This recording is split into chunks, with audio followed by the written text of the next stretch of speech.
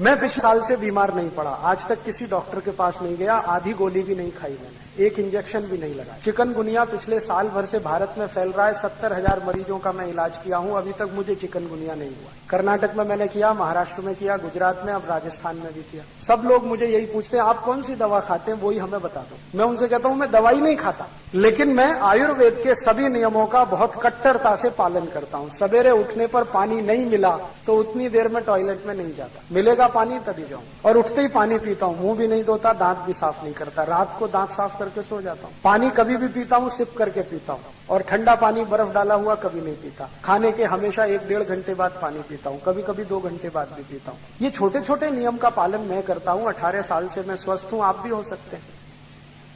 मानसिक बीमारियां अगर आपको हैं या जिंदगी भर उनसे बचना चाहते हैं तो आयुर्वेद का एक छोटा नियम पालन करते रहिए कि रात को जब सोएं तो सूर्य की दिशा में सिर रखिए, पूर्व दिशा में सिर करके सोइए, और कोई बहुत मजबूरी आ जाए तो दक्षिण दिशा में कर लीजिए। उत्तर और पश्चिम को हमेशा छोड़िए। सोने के लिए नहीं है ये उत्तर और पश्चिम की दिशा, पूजा करने के लिए है, अध्ययन करने के लिए, सोने के लिए तो पूर्व और दक्षिण। जितने दिन आप पूर्व की तरफ सिर करके सोते रहेंगे कभी भी आपको मानसिक बीमारियां नहीं आएंगी, और कम से कम नींद नहीं आने की जो बीमारियां हैं वो खत्म हो जाएंगे, अपने आप खत्म हो। और 2-3 छोटी छोटी बातें हैं कि आप कभी भी खाना खाएं तो यूरोप और अमेरिका की नकल करके मत खाइए, जैसे कुर्सी मेज पे बैठ के स्टैंडिंग पोजीशन में। इसमें कोई हम छोटे होने वाले नहीं। हमको ये शर्म आती है कि सब खड़े होके खा रहे हैं, हम नहीं खाएंगे तो हम उनको मूर्ख तो वो है। आप कम से कम उन मूर्खों में इंटेलिजेंट रहिए। और कोई पूछेगा जी क्यों बैठ के खा रहे हो, तो उनसे कहो कि मेरे घुटने अभी काम करते हैं, कमर भी काम करती है, दोनों फ्लेक्सिबल है, हम बैठ सकते हैं। जब नहीं बैठ पाएंगे तब सोचेंगे खड़े खड़े खाएं। तो घर में डाइनिंग टेबल पे खाना ना खा के जमीन पे बैठ के खाएं। भारत में सबसे अच्छे खाने की पद्धति है सुख आसन में बैठ के खाना। और खाने के बाद 10 मिनट कम से कम वज्रासन जरूर करें, दोपहर को हो या शाम। और दोपहर के खाने के बाद 20 मिनट विश्राम करें, पहले 10 मिनट वज्रासन फिर 20 मिनट विश्राम। और रात को अगर खाना खाया तो 10 मिनट का वज्रासन करके टहलने को जरूर जाए, कम से कम 500-700 कदम चले। 1000 कदम चलेंगे तो बहुत अच्छा। और मेरी आप सबको विनती है कि अपने बच्चों को तो इनका संस्कार दे दीजिए, अभी से उनको आदत डाल दीजिए कि भोजन के साथ पानी नहीं पीना है, 1 घंटे बाद पीना है। फिर वो कहेंगे गले में खाना फंस गया तो कहो लस्सी पी लो। दोपहर का भोजन है तो लस्सी पिला दो, शाम का भोजन है दूध पिला दो, पानी मत पिलाओ, पानी 1 घंटे बाद ही पिलाओ। पानी हमेशा सिप करके पीने की आदत डाल दो उनको, जिंदगी भर पड़ी रहेगी। सवेरे उठते ही पानी पीने की आदत डाल दो, हल्का गुनगुना पानी पीने की आदत डाल दो। उनको जो संस्कार मिल गया तो वो फिर भूलने वाले नहीं, और वो जीवन भर स्वस्थ रहेंगे। और हजारों साल से अगर ये नुस्खे चले आए हैं तो कोई तो दम होगा, वरना 10-20 साल कोई चीज नहीं टिकती है दुनिया में, तो इनमें बड़ा दम है। इन्हीं का पालन आप करिए, मैं भी यही करता हूं, इसलिए बीमार नहीं हूं। आप भी करेंगे आप भी स्वस्थ रहेंगे। तो एक है स्वस्थ रहने का। दूसरा हिस्सा है जो गलती से बीमारी आ गई तो क्या करें, तो एलोपैथी की दवा तो बिल्कुल मत खाइए। कोई भी बीमारी आए, चाहे कैंसर ही क्यों ना आए, मैं आपको पूरी गंभीरता और जिम्मेदारी से कह रहा हूं कि जो आपके घर में किसी को कैंसर हो जाए तो बीमारी का इलाज एलोपैथी से तो कभी नहीं करा, क्योंकि एलोपैथी में मरीज जो है ना कैंसर से नहीं मरता, कैंसर का जो ट्रीटमेंट दिया जाता है उससे मर जाता है। इसलिए कभी भी किसी को कैंसर हो जाए एक तो घबराना नहीं। फिर आप पूछेंगे क्या करें, मैं आपको दवा बताता हूं। आपके घर में दवा है। कैंसर की सबसे अच्छी दवा है हल्दी। आपको शायद सुन के आश्चर्य होगा, अमेरिका की सरकार ने हल्दी पर 33 पेटेंट लिए हैं। 33 के 33 पेटेंट जो है ना एंटी कैंसरस प्रॉपर्टी के पेटेंट।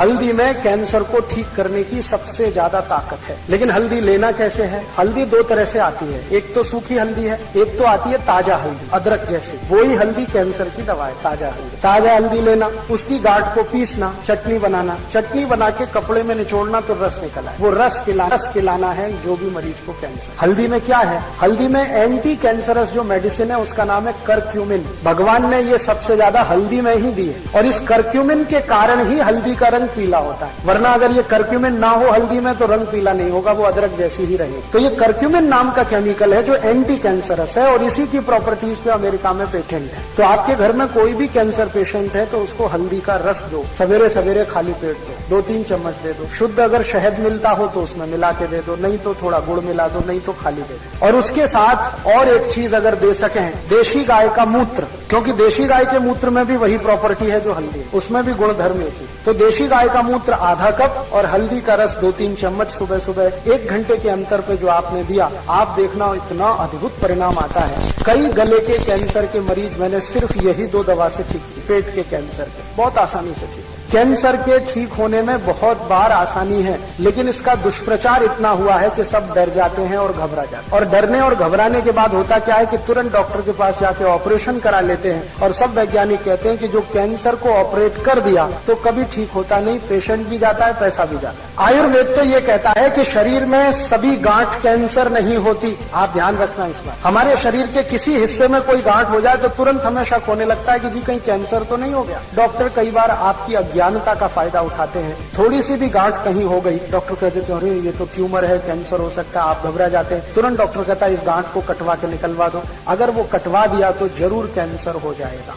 और आयुर्वेद ये दावे से कहता है कि जो गांठ शरीर में बनी है वो घुलती भी है, आप उसका एंटी करो। जिस कारण से गांठ बनी है उसका उल्टा काम शुरू कर दो, वो घुल जाएगी, अपने आप ठीक हो जाएगी। कोई भी गांठ शरीर के किसी हिस्से में हो गई हो ना तो सबसे अच्छी दवा है चूने का पानी। गांठ जो बनती है ना कैल्शियम की कमी से बनती है, और चूने में भरपूर कैल्शियम, सबसे सस्ता कैल्शियम का स्रोत है। माताओं बहनों में वक्षस्थल पर जितनी भी गांठें बनती हैं, ब्रेस्ट में ट्यूमर्स, वो सब आसानी से डिसॉल्व हो। चूने का पानी है, 2-3 चम्मच ले लो, दही में मिला के खाओ सवेरे सवेरे खाली पेट, बहुत आसान। नहीं तो चूना ही खाओ। अब चूना खाने का तरीका क्या है? पान में चूना लगा के खा लो, दही में चूना मिला के खा लो, पानी में चूना मिला के पी लो, ये सब तरीके हैं। लेकिन करना है ये सब सवेरे सवेरे। आयुर्वेद की सभी दवाएं खाली पेट सबसे ज्यादा काम करती है। अब तीसरी बीमारी बताता हूँ, डायबिटीज हो गई, बहुत हो रहा है आजकल गांव-गांव। सबसे अच्छी दवा है मेथी का दाना। तो जिनको भी डायबिटीज है उनको बोलो कि 2 चम्मच मेथी का दाना रात को पानी में डालें, सवेरे उठ के पानी को घूंट-घूंट से पिएं और मेथी चबा के खाएं। बहुत सरल इलाज है, 3 महीने में आप देखोगे शुगर नॉर्मल रहे। और जो और ज्यादा शुगर है, मेथी के दाने से नहीं मिट रही है, तो एक छोटा काम करो कि मेथी का दाना खाया, उसके आधा पौना घंटे के बाद करेले का थोड़ा रस पी लो, आधा कप, बहुत जल्दी ठीक हो जाए। और अगर इन दोनों से भी कंट्रोल नहीं हो रही है शुगर, तो तीसरा और आखिरी उपाय करो, जामुन की गुठली का पाउडर बना लो, वो चम्मच भर के गर्म पानी से फंकी ले लो, खाने के आधा घंटे पहले या आधा घंटे बाद। ये 3 एक साथ करो तो गारंटी से शुगर ठीक। बहुत आसान इलाज है, कोई साइड इफेक्ट नहीं है, कोई खर्चा भी नहीं है, ये सब चीजें घर में मौजूद है। ऐसे ही अगर आपको जॉइंट्स पेन बहुत होता है, घुटने में दर्द है, एड़ी में दर्द है, कमर में, तो भी मेथी दाना अद्भुत काम करता है। एक मेथी दाने को मैंने 48 बीमारियों में उपयोग करके देखा है, बराबर काम करता है। कोई माँ अगर गर्भावस्था में है तो बच्चा उत्पन्न होने के बाद उसका गर्भ अपने स्थान से खिसक जाता है, जिसको यूट्रस डिस्प्लेसमेंट कहते हैं। गर्भाशय का अपने स्थान से खिसक जाता है। अब डॉक्टर के चक्कर में अगर आप फंसे तो वो तो क्या बोलता है कि ये तो अब खिसक गया अपने स्थान से, तो इसको काट के निकालो। अगर काट के ही निकालना था तो भगवान ने दिया क्यों? और जिस माँ का गर्भाशय कट गया उसकी जिंदगी कट जाएगी, पूरी जिंदगी उसको पीठ दर्द होगा, पाँव में दर्द होगा, घुटने दुखते रहेंगे और इतना दर्द होगा किसी दवा से रुकेगा नहीं। जो भी माता या बहन का गर्भाशय थोड़ा भी अपने स्थान से हट गया है, उसकी सबसे अच्छी दवा है यही मेथी का दाना। इसके लड्डू बनाओ गुड़ और घी के साथ, और वो माँ को रोज लड्डू खिलाओ सवेरे शाम। आप देखना 20-25 दिन में अपने आप गर्भाशय अपने स्थान पे आ जाए। आपको नींद नहीं आती है तो आपका ये जो अंगूठा है ना, अंगूठा, इसके नाखून के दोनों साइड में मेथी दाने बांध के पट्टी लगा लो, बहुत गहरी नींद में सो जाओ। किसी बच्चे को कान में बहुत दर्द हो रहा है, 2-3 मेथी दाने डाल दो, 5 मिनट ऐसे रखो तो दर्द बंद हो जाएगा, ऐसे कर दो मेथी दाना निकल जाएगा। आपको मेंसेस से जुड़ी हुई जितनी भी तकलीफें होती हैं, आप मेथी दाना लेना शुरू कर दीजिए, आप भूल जाएंगे कि वो कोई तकलीफ भी थी। समय से मेंसेस नहीं होता, बहुत देर से होता है, दर्द बहुत होता है, डिस्चार्ज बहुत होता है, ब्लड बहुत जाता है, या व्हाइट डिस्चार्ज बहुत होता है, ये सभी बीमारियों में अद्भुत काम करता है। और ऐसी ही एक और दवा है, उसको भी कभी मत भूलिए, हमेशा आप याद रखिए, शतावरी। महिलाओं की लगभग जितनी समस्याएं हैं, 23-24 हैं, सब एक ही दवा से ठीक हो सकती है, शतावरी। और शतावरी का ही बहुत सारी दवा कंपनियां उपयोग कर करके पता नहीं क्या क्या बना रही हैं। लेकिन अभी हाल में कुछ मैंने एक्सपेरिमेंट किए तो पता चला कि शतावरी दवा से सबके चश्मे उतर जाते। जिसको भी चश्मा उतारना हो, स्त्री हो या पुरुष, बच्चा हो या बड़ा, सबको शतावरी खिलाओ, सबके चश्मे उतर जाए। लेने का तरीका बहुत सरल है, शतावरी का चूर्ण ले लीजिए, वो एक तरीका है, उसमें थोड़ा गुड़ मिला दीजिए, नहीं तो बूरा मिला लीजिए, बूरा सबसे अच्छा होता है। शतावरी में बूरे का कॉम्बिनेशन बहुत है, तो शतावरी का पाउडर फॉर्म रखिए एक डिब्बे में, थोड़ा बूरा मिला के खा लीजिए पीछे से गर्म पानी के लिए। नहीं तो शतावरी को पानी में डालिए, गर्म पानी में डालिए और घोल के पानी पी जाए, ये दूसरा तरीका। ये 2 सबसे आसान तरीके हैं। नहीं तो खांड आती है ना, खांड, चीनी छोड़ के कुछ भी मिला लो आप। चीनी और शतावरी का कॉम्बिनेशन ठीक नहीं बैठता है, कोई भी मीठी चीज आप उसमें मिला सकते हैं, शहद है, खांड है, बूरा है, और या वो आता है ना गुड़ को पीस के एक पाउडर बना देते हैं, वो आप इस्तेमाल कर सकते हैं। अद्भुत शतावरी हर जगह मिलती है, आयुर्वेद की सब दुकानों पे। चश्मा उतारने में काम आएगा, गायनिक प्रॉब्लम ठीक कर देगा, विटामिन ए से भरपूर है। जिनको भी विटामिन ए की कमी है शरीर में, किसी को भी दे दो, लेकिन इसके वृक्ष की जड़ ही काम में आती है। ये जो कुछ भी है ना, शतावरी की जड़ का ही चूर्ण है। और ऐसे ही एक बहुत अच्छी दवा अपने घर में है दालचीनी। मेथी दाने के बाद दूसरी सबसे अच्छी दवा जो मुझे नजर में आई है वो दालचीनी। एक दालचीनी से लगभग 43 रोग ठीक हो। हार्ट के पेशेंट को दे दो इसका काढ़ा बना के, बहुत अच्छा काम है। ब्लड प्रेशर बहुत हाई हो गया है, दालचीनी का काढ़ा पीना शुरू करो। ब्लड प्रेशर बहुत लो है तो दालचीनी का काढ़ा पियो, थोड़ा गुड़ डाल के पियो। अगर आपको पेट खराब रहते हैं, माने ज्यादा दिन पेट खराब रहता है, दालचीनी लेना शुरू करो। पेट के साथ ये संधिवात रहता है तो दालचीनी ले लो। कब्जियत रहती है तो, मोटापा बढ़ गया है तो दालचीनी का उपयोग कर लो। ये पाउडर फॉर्म में इस्तेमाल की जाए। ऐसे ही अपने घर में एक बहुत अच्छी दवा है धनिया। धनिया सूखा वाला और ताजा दोनों काम आता है। अगर आपको एनीमिया है, माने खून की कमी है, तो हरा धनिया पीस पीस के चटनी बना बना के खूब खाओ, उसका रस पियो। और सूखा धनिया सबसे अच्छा काम आता है थायराइडिज्म। अगर हाइपर थायराइडिज्म है, थायराइड बढ़ा हुआ है, या हाइपोथायराइडिज्म है, घटा हुआ है, दोनों ही स्थिति में सूखे धनिये को पानी में डालो, पानी को उबालो और सवेरे सवेरे घूट घूट पियो तो लगभग 20-25 दिन में सब तरह का थायराइड खत्म कर देता सूखा धनिया। ऐसे ही आपके घर में एक बहुत अच्छी दवा है काला नमक और सेंधा नमक। आपको तो मेरी विनती है कि आप घर का नमक बदल दो। पहले तो ये पिसा हुआ तो लाना बंद करो। आप या तो सेंधा नमक लाओ, नहीं तो काला, और वो डेले वाला लाओ। और सब्जी में नमक सब्जी बनाते समय डालो, सब्जी बनने के बाद नमक कभी मत डालो, क्योंकि सब्जी बनने के बाद नमक डाला तो वो जहर जैसा काम करता है। दाल बनने के बाद नमक डाला तो जहर जैसा काम करता है। और एक परंपरा बंद कर दो ऊपर से नमक डाल के खाने की। अगर कोई दिन आपको ऐसा लगता है कि नमक कम है तो कम नमक का ही खा लो, ये ऊपर से डाल के खतरनाक। इसमें क्या होता है, दो चीजें होती है। एक तो जिसने बनाया है खाना उसका अपमान कर रहे हैं आप, उसको ये सिग्नल दे रहे हैं कि देखो तुमने नमक बराबर नहीं डाला है। भले आप बोले या ना बोले, उसको ये हर्ट तो करने ही वाला है, तो उसका अपमान कर रहे हैं और अपने शरीर का भी नाश कर। तो ऊपर से नमक डाल के तो खाना बिल्कुल बंद करो। नमक जितना डालना है सब्जी बनते समय, माने उबलना चाहिए, नमक डलने के बाद उसमें उबाल आना चाहिए। ऐसे ये बुरक के खाना ये तो बहुत खराब। जैसे हम सलाद पे कई बार नमक बुरक के खाते हैं, ये बंद कर दो। अगर कोई मजबूरी ही है, बुरक नहीं है, तो वो काला नमक थोड़ा बुरक लो और ये सफेद वाला तो बिल्कुल नहीं। तो इन चीजों से आप बहुत इलाज कर सकते हैं। नमक बदल दो, आपकी बहुत बीमारी चली जाए। और एक दो छोटी बातें बताता हूँ कि आपके घर में कुछ ऐसी औषधियां हैं जिनको दुनिया भर के लोगों ने आज मान्यता दे दी। वो उसमें से एक है तुलसी। श्याम तुलसी घर में है जिसके पत्ते गहरे हरे होते हैं, तो आपके घर में सब बीमारियों का इलाज है। इस तुलसी के पत्ते का काढ़ा बना के जो भी पी लेगा उसको कभी चिकनगुनिया हो नहीं सकता, ये गारंटी मैं देता। और चिकनगुनिया ठीक होने के बाद जो सब शिकायतें हो रही है ना, अभी दर्द नहीं जा रहा है, कमजोरी नहीं जा रही है, एक ही दिन तुलसी का काढ़ा पी लो तो सब चला जाए। तुलसी जो है ना एंटी पायरेटिक है, माने बुखार से होने वाली तकलीफों की सबसे अच्छी दवा है तुलसी। कभी भी बुखार आ जाए तुलसी का काढ़ा कभी भी दो, भूलो ही मत। ज्यादा तेज बुखार हो तो तुलसी के काढ़े में अदरक का रस मिलाओ, नहीं तो सौंठ का पाउडर मिलाओ। और ज्यादा तेज बुखार है तो इसमें पीपर मिलाओ, छोटी पीपर मिलाओ। और ज्यादा तेज बुखार है तो नीम की गिलोय मिला लो या नीम के पेड़ की छाल का पाउडर मिला लो। कितना भी तेज बुखार खत्म होता है। लेकिन मेन है इसका तुलसी, बेस है तुलसी। आप में से कई लोग आश्चर्य करेंगे, मैंने स्किन डिसीज तुलसी से ठीक की। त्वचा के रोग, सोराइसिस, इचियोसिस, एक्जिमा,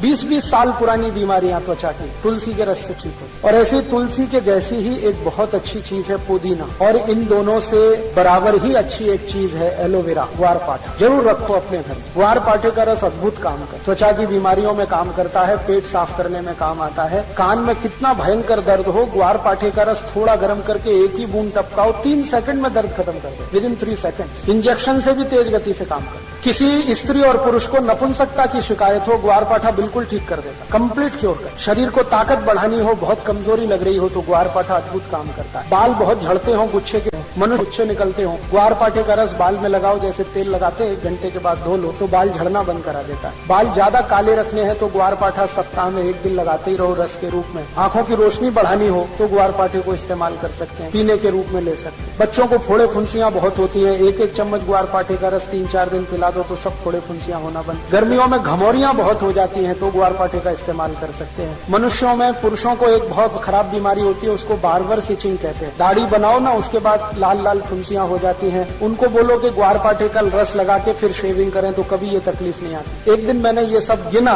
तो 108 दवाएं हमारे रसोई में हैं, 108, और इनसे हर बीमारी ठीक हो सकती है। कहीं घर के बाहर जाने की जरूरत ही नहीं है। और मैं तो सबको चिल्ला चिल्ला के कहता हूँ कि आप बीमारी से नहीं, डॉक्टर से बचो। बीमारी खतरनाक नहीं है, डॉक्टर खतरनाक। एक बीमारी से दूसरे में फंसाएंगे, दूसरे से आपको तीसरे में ले जाएंगे, ठीक ही नहीं होने देंगे। और आजकल डॉक्टर जो दवाएं आपको खिलाते हैं ना, वो दवा अपनी माँ बहन को कभी नहीं खिला सकते, ऐसी दवाएं आपको खिलाते हैं। जिन दवाओं पर कोई क्लिनिकल ट्रायल्स नहीं हुए हैं, जिन दवाओं को किसी ने अप्रूव भी नहीं किया है, उनको धड़ल्ले से प्रेस्क्राइब करते हैं, क्योंकि कमीशन मिलता है। और ये कमीशन खोरी इतना बढ़ गया है कि अब अच्छा डॉक्टर चिराग लेके ढूंढने निकलो तो कोई एक मिले, मुश्किल से एक मिले। इसलिए आप इनसे अगर बचे रहें तो आपकी जिंदगी बहुत सुरक्षित रहने वाली है।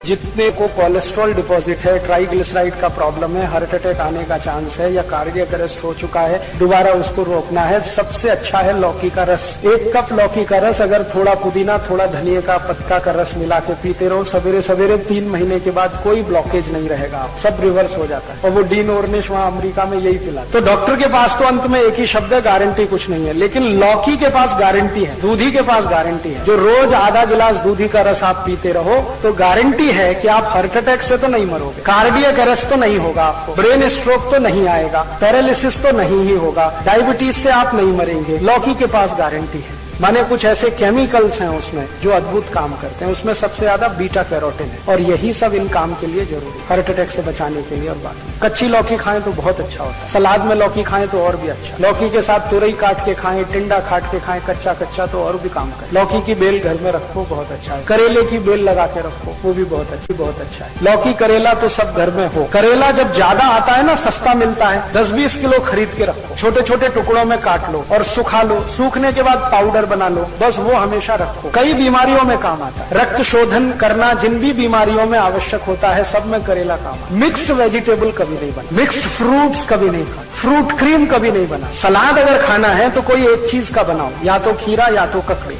और भरपेट खाओ। और सब्जियां भी ज्यादा मत बनाओ घर में। मैं कई घरों में खाना खाने जाता हूँ, 4-5 किस्म की सब्जियां बना दे। वो ये सोचते हैं हमारा स्टैंडर्ड बढ़ा है इसलिए 4-5 सब्जियां बना के रखो। आयुर्वेद कहता है एक बार में एक सब्जी और ज्यादा से ज्यादा एक दाल, इतना ही खाना। कई सब्जियां और कई दाल खाओ ना तो क्या चक्कर होता है, जैसे गाड़ी चलाते हैं ना, बार बार गियर बदलना पड़ता है, ऐसे ही पेट का चक्कर चलता है। इसलिए एक बार में आप एक सब्जी बनाइए, भरपेट खाइए। अगर दाल रसीली है तो सूखी सब्जी बनाइए, और अगर सब्जी रसीली है तो दाल सूखी बनानी, ज्यादा इससे आगे मत बढ़िए। और ये मिक्स्ड फ्रूट्स तो कभी मत खाइए। केले के साथ संतरा खा रहे हैं, संतरे के साथ अंगूर खा रहे हैं, अंगूर के साथ सेब खा रहे हैं, सेब के साथ अमरूद है, पपीता, ये सब खराब है। एक बार में एक ही फल खाइए, भरपेट खाइए। पपीता खाना है तो पपीता ही खाइए, केला खाना है तो केला ही खाइए, सेब खाना है तो सेब ही खाइए, नाशपाती तो अकेली नाशपाती ही खाइए, भरपेट खाइए, कोई दिक्कत। ये जो बहुत सारे फल एक साथ मिला के चाट बना के खाते हैं, ये बहुत तकलीफ। जिन चीजों का आपस में संयोग नहीं है वो कभी एक साथ मत खाइए। जैसे उड़द की दाल और दही कभी भी एक साथ मत खाइए। अब दही बड़े बनाने हैं तो या तो खाली दही खाओ, नहीं तो बड़ा खाओ। वैसे ये है कि मूंग की दाल का चलता है,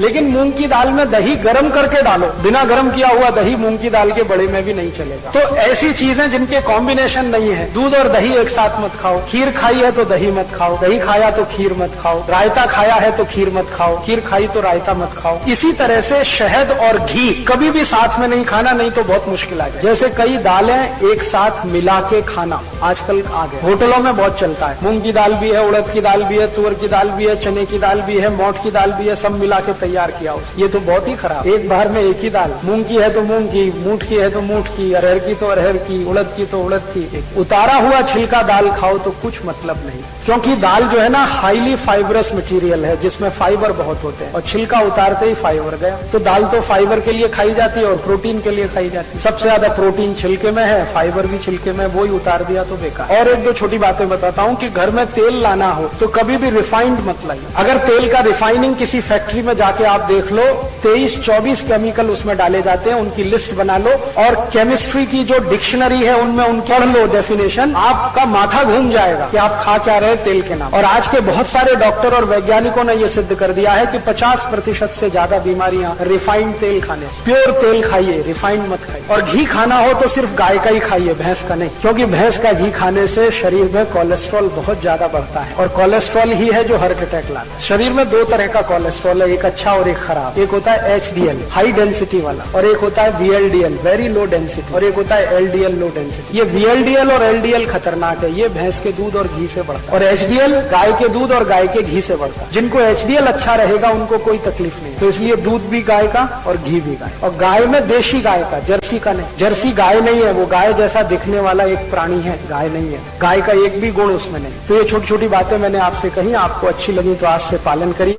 आयुर्वेद में अष्टांग हृदय का भी वो नियम है, और सभी ऋषि ऐसा बोलकर गए हैं कि जो जिंदगी स्वस्थ रखनी है तो ठंडा पानी मत पीजिए, पानी गर्म करके पीजिए। कम से कम उतना गर्म हो जितना गर्म आपका शरीर है, क्योंकि गर्म पानी शरीर को बहुत तरह से सफाई कर देता है, टॉक्सिक वेस्ट को शरीर के बाहर निकाल के फेंकता है, पचने में भी मदद करता है, शरीर के पूरे तंत्र को व्यवस्थित रखता है। हल्का गुनगुना पानी, ज्यादा गर्म भी नहीं, ज्यादा ठंडा भी। तीसरा ये नियम है कि आप जो भी खाना खाइए ताजा खाइए, खाना चबा चबा के खाइए, क्योंकि भारत में चबाने का बहुत महत्व है, यूरोप में नहीं। यूरोप में क्या है ना, ठंडी है, तो ये जो जबड़े हैं ना ये फ्लेक्सिबल नहीं, तो ज्यादा चबा नहीं सकते, तो जो भी कुछ है जल्दी जल्दी निगल के खाते हैं वो। हमारे तो जबड़े बहुत फ्लेक्सिबल है, तो हमको तो चबा चबा के खाते। उनके जो मसूड़े हैं ना बहुत कड़े हैं, और कड़े मसूड़ों को साफ करना वो ब्रश से ही संभव है, हार्ड है बहुत, तो वो ब्रश करते हैं। आप मत उनकी नकल करिए, आपके मसूड़े तो बहुत सॉफ्ट है, इतने सॉफ्ट है कि थोड़ा भी ब्रश आड़ा तिरछा चल गया तो खून ही खून निकलेगा। तो उनकी नकल करके टूथब्रश मत करिए। फिर क्या करें, दंत मंजन है हमारे पास, और अगर ब्रश ही करना है तो नीम के दातुन से अच्छा कोई नहीं, क्योंकि उसके ब्रसल्स बहुत सॉफ्ट है, प्लास्टिक के ब्रश के ब्रसल्स की तुलना में वो बहुत सॉफ्ट है। तो दातुन करना शुरू कर दीजिए, दंत मंजन करिए तो दांत अच्छे रहेंगे, मसूड़े भी अच्छे रहेंगे। पानी कभी भी ठंडा मत पीजिए, तो दांत सुरक्षित रहेंगे, गला भी सुरक्षित रहेगा, पेट भी अच्छा रहेगा। हमेशा गुनगुना पानी पीजिए। कि खाना खाइए तो खूब अच्छे से चबाइए, क्योंकि आपके मसूड़े तो फ्लेक्सिबल है, और इतनी बार चबाइए जितने दांत हैं। आयुर्वेद कहता है खाने को इतना चबाइए कि लार के साथ खाना मिले और पानी की तरह से उतर जाए। फिर ऐसे ही नियम है एक छोटा सा कि पानी पीजिए तो घूट घूट भर के पीजिए, जैसे गर्म दूध पीते,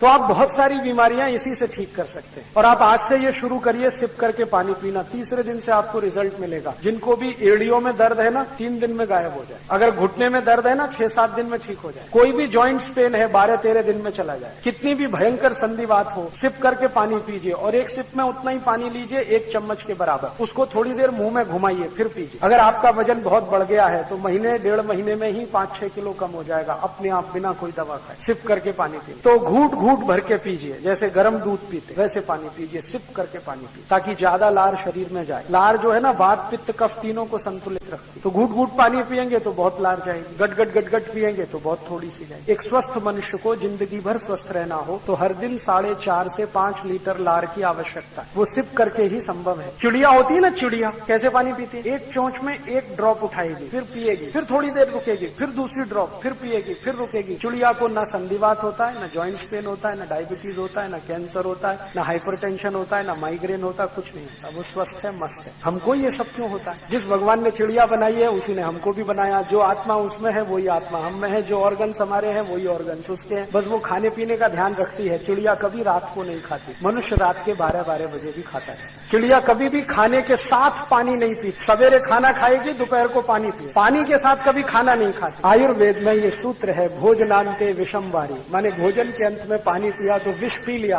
तो आप भोजन के बाद पानी मत पीजिए, 1-1.5 घंटे के बाद पीजिए, पानी सिप करके पीजिए, हल्का गुनगुना पानी पीजिए। सवेरे उठते हैं ना तो अपने दिन की शुरुआत पानी से करिए, चाय से नहीं। जो लोग सवेरे दिन की शुरुआत पानी से करें और जो सवेरे दिन की शुरुआत चाय से करें, दोनों जमीन आसमान के अंतर है। चाय से शुरुआत करने वालों को एक नहीं 68 बीमारियां होंगी, 68, और जो सवेरे पानी से शुरुआत करें दिन की तो उनको बीमारी ही नहीं। तो आप बोलेंगे कितना पानी पिए, कम से कम 1 गिलास तो पी लीजिए, उससे ही